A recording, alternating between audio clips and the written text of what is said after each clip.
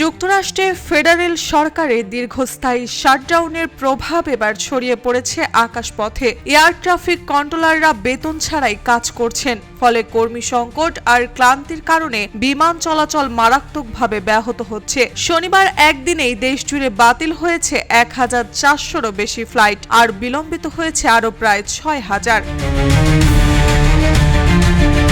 Flight tracking প্রতিষ্ঠান flight aware জানিয়েছে, flight বাতিল ও বিলম্বের এই বিপর্যয়ের মূল কারণ হল সরকারের শাটডাউন, যা শুরু হয়েছে অক্টোবরের শুরুতে। এই অচলাবস্থা এখন টানা ৩৯ দিনে গড়িয়েছে, কিন্তু রিপাবলিকান ও ডেমোক্র্যাটদের মধ্যে এখনও সমঝোতা হয়নি, ফলে সরকারি কার্যক্রমের অনেক অংশই অচল হয়ে আছে। I don't know. It's up to the Democrats. FAA বা ফেডারেল এভিয়েশন অ্যাডমিনিস্ট্রেশন জানিয়েছে, নিরাপত্তা বজায় রাখতে তারা দেশজুড়ে ৪০টি ব্যস্ত বিমানবন্দরে ফ্লাইট চলাচলের পরিমাণ ১০% পর্যন্ত কমিয়ে এনেছে, কারণ এয়ার ট্রাফিক কন্ট্রোলাররা বেতন ছাড়াই অতিরিক্ত কাজের চাপে ক্লান্ত হয়ে পড়ছেন।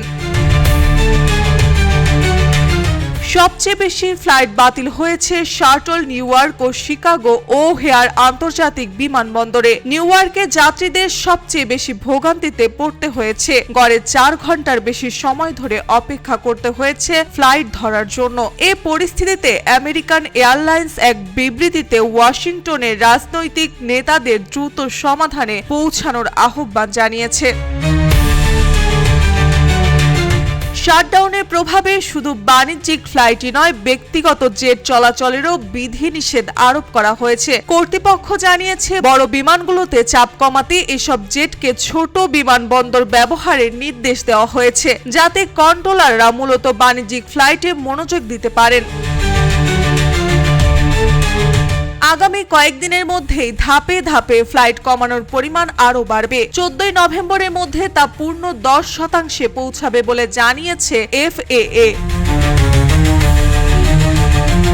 থ্যাঙ্কসগিভিং উৎসবের আগে যুক্তরাষ্ট্রে এখন বছরের সবচেয়ে ব্যস্ত ভ্রমণ মৌসুম চলছে, কিন্তু এমন সময় ফ্লাইট বাতিল ও বিলম্বে সাধারণ যাত্রীরা পড়েছে চরম ভোগান্তিতে। চলমান শাটডাউন শুধু সরকারি কার্যক্রম নয়, পুরো দেশকেই যেন অচল আকাশে ঝুলিয়ে রেখেছে।